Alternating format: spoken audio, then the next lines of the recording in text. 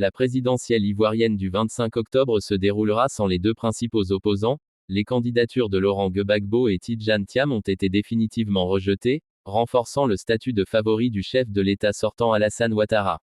Le climat politique est tendu en Côte d'Ivoire depuis plusieurs semaines. L'opposition qui s'attendait à l'exclusion de ses leaders dénonce une élection tronquée et s'oppose à un quatrième mandat de M. Ouattara qu'elle juge inconstitutionnel. Lundi, le Conseil constitutionnel a estimé que Laurent Gbagbo et Tidjane Thiam ne pouvaient concourir car ils sont radiés de la liste électorale, le premier en raison d'une condamnation judiciaire et le second pour des questions de nationalité. Le Conseil constitutionnel a de façon constante exigé la qualité d'électeur comme condition d'éligibilité, a déclaré la présidente du Conseil constitutionnel Chantal Nanaba Camara. Laurent Gbagbo n'avait par ailleurs pas obtenu le nombre de parrainages valides requis, selon Madame Camara.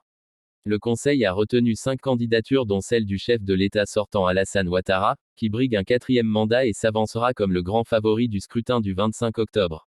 Les Ivoiriens espéraient que le Conseil défendrait leur droit fondamental de choisir leur président par la voie des urnes. Au lieu de cela, ils se retrouvent face à un véritable plébiscite organisé du président sortant, pour un quatrième mandat anticonstitutionnel, a réagi Tidjane Thiam dans un communiqué transmis à l'AFP. Obtenir justice. Les Ivoiriens méritent des élections libres, équitables et inclusives. Les assauts permanents contre la démocratie et le déni du droit doivent cesser pour que la paix règne enfin dans notre pays. Nous n'abandonnerons jamais cette lutte jusqu'à obtenir justice, a-t-il ajouté. De son côté, Sébastien Dano-Djedje, le président exécutif du Parti des peuples africains, Côte d'Ivoire PPACI, de Laurent Gbagbo, s'est dit déçu de la décision du Conseil, mais pas surpris, expliquant que le coup était monté depuis longtemps pour éliminer les adversaires.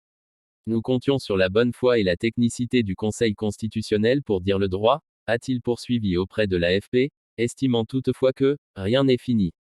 La décision du Conseil constitutionnel n'est pas susceptible de recours.